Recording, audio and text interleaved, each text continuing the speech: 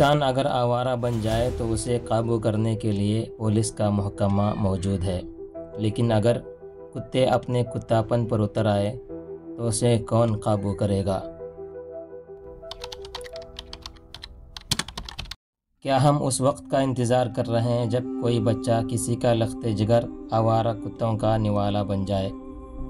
کیا ہم تب جاگیں گے جب کسی ماں کی گود ہمیشہ کے لیے اجڑ جائے گی؟ کیا تب ہمیں ہوش آئے گا جب خون میں لت پت ایک معصوم کی تصویر وائرل ہو جائے گی اور ہم صرف آنکھیں نم کر کے موبائل اسکرین بند کر دیں گے؟ آج ہمارے رہائشی علاقے جو کبھی بچوں کی ہنسی، کھیل اور زندگی کی رونق سے بھرے ہوتے تھے، اب آوارہ کتوں کی آماجگاہ بن چکے ہیں۔ ہر نکڑ پر، ہر سڑک پر، ہر پارک کے کنارے خطرناک، بے قابو اور خونخوار کتے گھوم رہے ہیں، جیسے ان کا کوئی مالک نہیں، جیسے کوئی قانون نہیں، جیسے کوئی ذمہ دار نہیں۔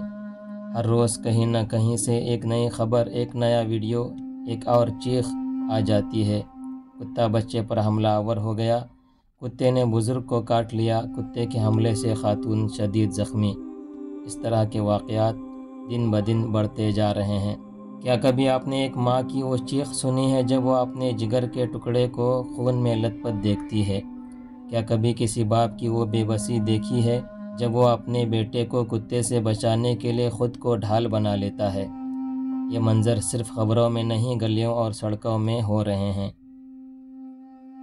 حال ہی میں رائچور کے رہائشی علاقے میں 7 جولائی اتوار کی شام بھی اسی طرح کا واقعہ پیش آیا ہے۔ 4 سالہ معصوم بچہ محمد نعمان آوارہ کتوں کے ہولناک حملے کا شکار بن گیا۔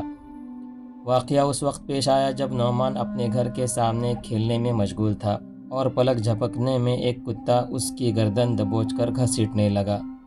عینی شاہدین کے مطابق جیسے ہی پہلا کتا حملہ آور ہوا، فوراً ہی مزید 4 آوارہ کتے بھی جمع ہو گئے اور اس معصوم کو گھیرنے لگے، لیکن ماں اپنی جان کی پرواہ کیے بغیر دوڑتی ہوئی آئی اور پتھروں سے کتوں پر حملہ کر دیا۔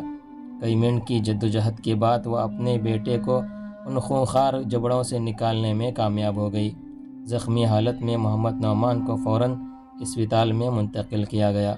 نعمان کے والد محمد فاروق نے حکومت سے پرزور مطالبہ بھی کیا ہے کہ رہائشی علاقوں میں آوارہ کتوں کے بڑھتے ہوئے خطرے پر فوری توجہ دی جائے، لیکن افسوس ہمارے بلدیاتی ادارے، ہماری میونسپل کمیٹیاں جیسے اندھی، بہری اور گونگی ہو چکی ہیں۔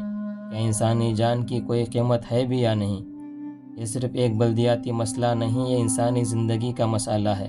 لہٰذا فوری طور پر خطرناک آوارہ کتوں کو رہائشی علاقوں سے ہٹایا جائے، بچوں کے اسکول اور پارکوں کے اطراف حفاظتی گشت کو یقینی بنایا جائے، اور اگر کوئی ادارہ ناکام ہو رہا ہے تو عوام کو متحد ہو کر اس کی باز پرس کرنی ہوگی۔